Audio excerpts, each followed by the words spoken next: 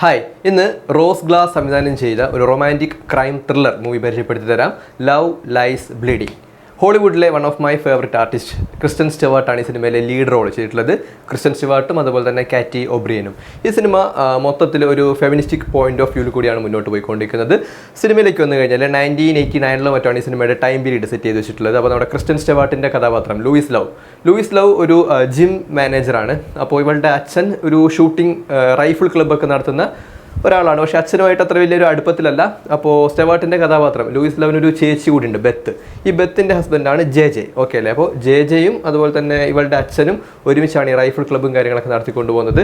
ബെത്തും ജെയും തമ്മിലുള്ള റിലേഷൻ എന്ന് വെച്ചാൽ ഇവർ പണ്ടത്തെ ഒരു കലിപ്പൻ കാന്താരി സെറ്റപ്പിലാണ് മുന്നോട്ട് പോയിക്കൊണ്ടിരിക്കുന്നത്. ഈ ജെ എന്ന് പറയുന്ന കഥാപാത്രം ഡൊമസ്റ്റിക് വയലൻസിൻ്റെ ഉസ്താദാണ്. അതായത് ഈ ബെത്തിനെ അയാൾ നല്ലോണം ഫിസിക്കലി നല്ലോണം അബ്യൂസ് ചെയ്യുന്നുണ്ട്.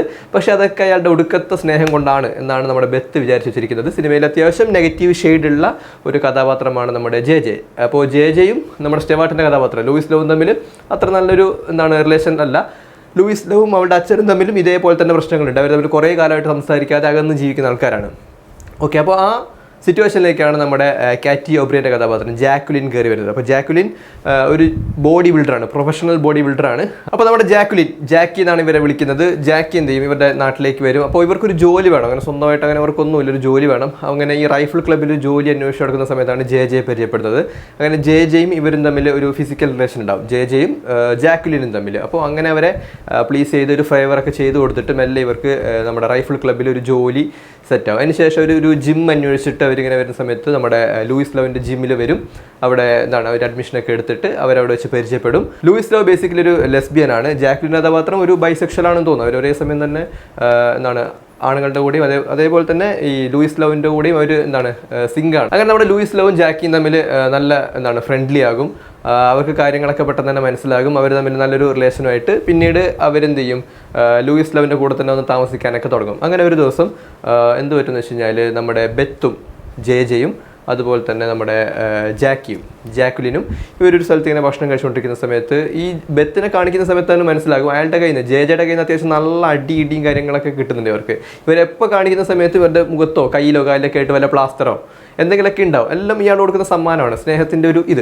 അപ്പോൾ അങ്ങനെ ഇവർ ഭക്ഷണം കഴിച്ചുകൊണ്ടിരിക്കുന്ന സമയത്ത് എന്തോ ഒരു ഫുഡോ മറ്റോ ഈ ജെയുടെ ഡ്രസ്സിൽ വീഴും.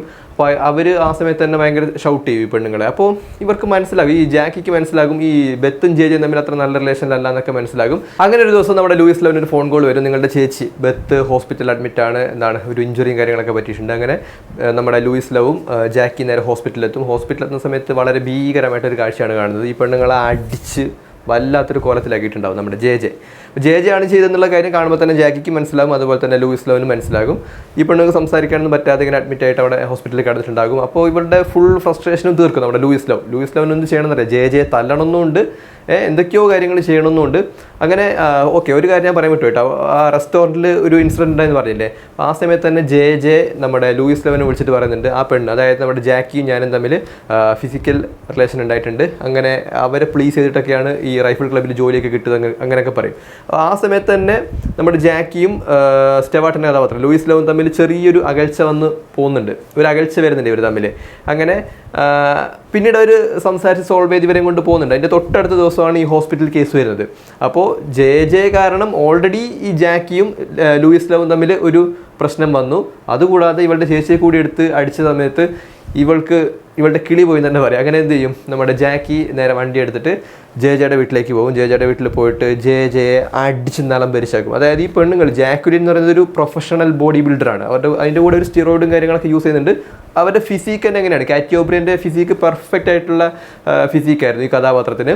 കാണുമ്പോൾ തന്നെ നമുക്ക് മനസ്സിലാവും, അതായത് ഒരു 6 feet above ഒരു ആണുങ്ങളെ എടുത്ത് അടിച്ച് നിലം പരിശാക്കാൻ പറ്റിയ എല്ലാ ഫിസിക്കുള്ളൊരു കഥാപാത്രമാണ് നമ്മുടെ കാറ്റി ഒബ്രിയൻ. ഫിസിക്കലി അവരങ്ങനെ തന്നെയാണ്. അങ്ങനെ അടിച്ച് അയാളെ പഞ്ചറാക്കും, അയാളെ തട്ടിക്കളയും, അയാൾ ചത്തുവും. അതായത് ഈ താടിയല്ലേ നമ്മുടെ ബോഡിയിൽ ഏറ്റവും സ്ട്രോങ് ആയിട്ടുള്ളൊരു പാർട്ടാണ് ഈ താടിയല്. അടി കൊണ്ടിട്ട് ഈ താടിയിൽ ഇങ്ങനെ തൂങ്ങുന്നുണ്ടാവും, അമ്മാതിരി അടി അടിക്കും. അങ്ങനെ ജെ അടിച്ച് നിലംപരിശാക്കി ഇരിക്കുന്ന സമയത്ത് നമ്മുടെ ലൂയിസ് ലവ് ഇവരുടെ വീട്ടിലേക്ക് വരും, ജെയുടെ വീട്ടിലേക്ക് വരും. അപ്പോൾ ജെ കാണുന്ന സമയത്ത് ലൂയിസ് ലവിന് മനസ്സിലാവും ജാക്കി കയറി മേഞ്ഞിട്ടുണ്ട്. അങ്ങനെ ആ വീട്ടിലിങ്ങനെ തപ്പി കിടക്കുന്ന സമയത്ത് ജാക്കി അവിടെ ഒരു ബാത്ത് ടബിൽ ഇരുന്നിട്ടുണ്ടാവും. അപ്പോൾ ഇയാൾ തട്ടിപ്പോയി, ഇയാളുടെ ബോഡി എങ്ങനെയെങ്കിലും മാറ്റണമല്ലോ. അങ്ങനെ ഈ ബോഡിയൊക്കെ ഒന്ന് കാർപ്പറ്റിൽ പൊതിഞ്ഞിട്ട് അയാളുടെ കാറിൽ തന്നെ ഇട്ടിട്ട് ഇവർ കൊണ്ടുപോയിട്ട് ഒരു കൊക്കയിലോ മറ്റോ കൊണ്ടിട്ട് കത്തിച്ചളയും. ഓക്കെ, അപ്പോൾ അതിൻ്റെ തൊട്ടടുത്ത ദിവസങ്ങളിലേക്ക് ഇവർക്ക് ബോഡി ബിൽഡിംഗ് ചാമ്പ്യൻഷിപ്പ് ഒക്കെ നടക്കാൻ വേണ്ടി പോകുന്നുണ്ട് ജാക്കിക്ക്. അപ്പോൾ ജാക്കി എന്ത് ചെയ്യും? ജാക്കി നേരെ അങ്ങോട്ടേക്ക് പോകും. ലൂയിസ് ലോ എന്ത് ചെയ്യും? നാട്ടിൽ തന്നെ നോർമലായിട്ട് ബിഹേവ് ചെയ്ത് പോകും. അപ്പോൾ ഇങ്ങനെയാണ് ഈ സിനിമ സ്റ്റാർട്ട് ചെയ്തൊരു പകുതിയോളം വന്ന് നിൽക്കുന്നത്. ഓക്കെ, ഇനി എന്താകും എന്നുള്ള കാര്യം നിങ്ങൾ ഡൗൺലോഡ് ചെയ്തിട്ടോ അല്ലെങ്കിൽ നെറ്റ്ഫ്ലിക്സിലോ ആമസോണിലോ എവിടെയാണെന്ന് വെച്ചാൽ പോയിട്ട് കാണുക. ഞാൻ ടെലഗ്രാമിലാണ് കണ്ടത്. ഓക്കെ അല്ലേ? അപ്പോൾ ഒരു കിടിലായിട്ടുള്ള പടം കേട്ടോ. അതായത് പിന്നെ എനിക്ക് എന്താണ് ഈ സിനിമയിൽ നെഗറ്റീവായിട്ട് തോന്നിയത്, ഈ സിനിമയിൽ വന്നു പോകുന്ന പുരുഷന്മാരായിട്ടുള്ള കഥാപാത്രങ്ങൾ. അതായത് ഇപ്പോൾ നമ്മൾ ഈ കാതൽ സിനിമയിലൊക്കെ കണ്ടില്ലേ, സ്കൂൾ കുട്ടികൾ തൊട്ട് വലിയ ആൾക്കാരാണെങ്കിലും പുരുഷന്മാരായിട്ടുള്ള കഥാപാത്രങ്ങൾക്കൊക്കെ ഒരു നെഗറ്റീവ് ഷെയ്ഡ് കൊടുത്തിട്ടാണ് ആ സിനിമയിൽ ചെയ്ത് വെച്ചിട്ടുണ്ടായത്. ഇതിലും അങ്ങനെ തന്നെ കേട്ടോ. വഴിയിൽ കൂടി പോകുന്ന ആളുകൾക്കെല്ലാം പൊതുവേ നെഗറ്റീവ് ഷെയ്ഡാണ്. ആ ഒരു കാര്യത്തിൽ മാത്രമേ എനിക്ക് അഭിപ്രായ വ്യത്യാസമുള്ളൂ. നമ്മളങ്ങനൊന്നുമല്ല, എല്ലാവരും അങ്ങനെയൊന്നുമല്ല കേട്ടോ, എല്ലാവരും അങ്ങനെയൊന്നുമല്ല. പക്ഷേ ഈ സിനിമയുടെ ഒരു നേച്ചറും കാര്യങ്ങളൊക്കെ എനിക്ക് വല്ലാണ്ട് ഇഷ്ടപ്പെട്ടു. അതുപോലെ തന്നെ സിനിമയിൽ അത്യാവശ്യം അഡൾട്ട് സീൻ അല്ലെങ്കിൽ ഈ ലവ് മേക്കിംഗ് സീനും കാര്യങ്ങളൊക്കെ അത്യാവശ്യം കയറി വരുന്നുണ്ട്. അതുകൊണ്ട് കുട്ടികളുടെ കൂടെ ഒരിക്കലും ഇത് കാണാതിരിക്കുക. നിങ്ങളുടെ സെയിം വൈബുള്ള ഒരേ മൈൻഡ് സെറ്റുള്ള ആൾക്കാരുടെ കൂടെ ഇരുന്ന് കാണാൻ വേണ്ടി നോക്കുക. ഒരിക്കലും വല്ലാണ്ട് ഏജ്ഡ് ആയിട്ടുള്ള അല്ലെങ്കിൽ ഏജ്ഡ് ആയിട്ടുള്ള മൈൻഡ് സെറ്റുള്ള ആൾക്കാരുടെ കൂടെ കാണാതിരിക്കാൻ വേണ്ടി നോക്കുക. നമുക്കിത് മുഴുവനായിട്ട് കാണാനും പറ്റില്ല, അങ്ങനെ വല്ലാത്തൊരവസ്ഥയാകും. തിന്നയിലും തീറ്റിക്കയില്ല, അങ്ങനത്തെ ഒരു അവസ്ഥയാകും.